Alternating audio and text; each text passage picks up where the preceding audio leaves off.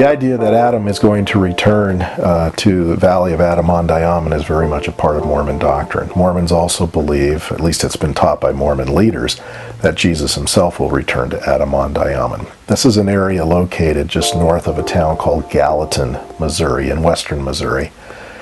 If you were to go to Gallatin, there's a plaque there that talks about the Mormon belief in Adam living in this particular area of the world. Let me just read a little section out of Gospel Principles, a book that is published by the Mormon Church, has basic, simple Mormon doctrine in it, the basic things that I think most Mormons believe and most Mormons understand that the Church believes. And this is the section on page 268. Near the time of the coming of Jesus, the faithful saints will build a righteous city, a city of God called the New Jerusalem. Jesus Christ himself will rule there. The Lord said the city will be built in the state of Missouri in the United States. It's just basic Mormon doctrine. According to Joseph Fielding Smith, the 10th president of the Mormon Church, in his book, Answers to Gospel Questions, he says, the coming of Christ at Adam-on-Diamond. Daniel speaks of the coming of Christ, and that day is near at hand. There will be a great gathering in the valley of Adam-on-Diamond. There will be a great council held. The Ancient of Days, who is Adam, will sit. The judgment, not the final judgment, will be held, where the righteous who have held keys will make their reports and deliver up their keys in ministry. Christ will come and Adam will make his report. At this council, Christ will be received and acknowledged as the rightful ruler of the earth. Satan will be replaced.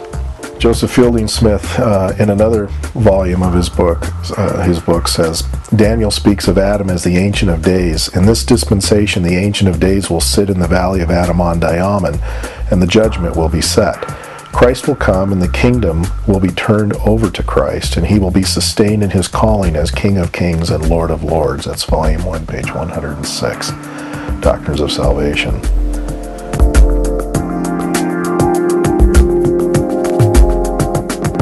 In Mormon theology, the doctrine about God is most succinctly stated in the Doctrine and Covenants. And the Doctrine and Covenants is regarded by Mormons as Scripture, equivalent or even superior to the Bible. So you can't say that it's not an authoritative statement. And what it says there is that God the Father has a tangible body of flesh and bones, as tangible as a body of flesh and bones as tangible as the Son, and that both of them are regarded as having physical bodies.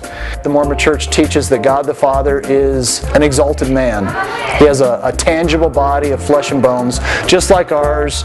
We're created in His image, therefore He must look just like us according to the Mormon doctrine. And here again, I'll refer to the same book, Gospel Principles.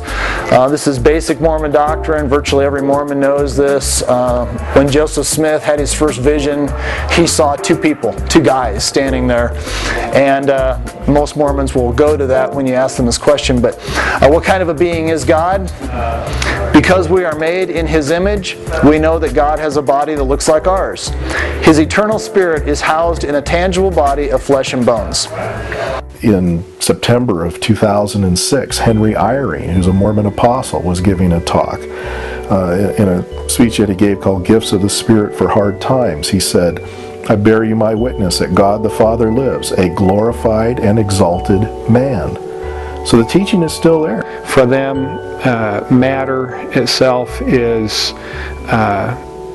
a spiritual thing. Spirit is a material thing. They regard, and Joseph Smith even taught in the Doctrine and Covenants, he says there's no such thing as immaterial matter. He said that all matter and spirit itself is matter, but it's a pure kind of matter that you can't see it with your normal eyes, but you will one day have a glorified body, and you will be able to see that it is in fact actually matter. And so for Mormonism, God is an altogether corporeal being. There's no such thing as a exalted God without or apart from His body.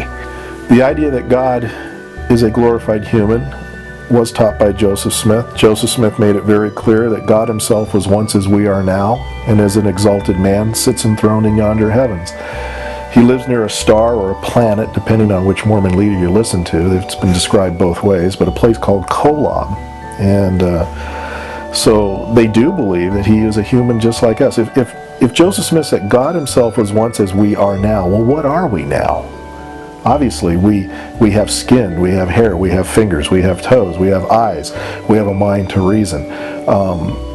If those words have any meaning at all, you would have to draw the conclusion that God was once a human like us. There's no escaping that.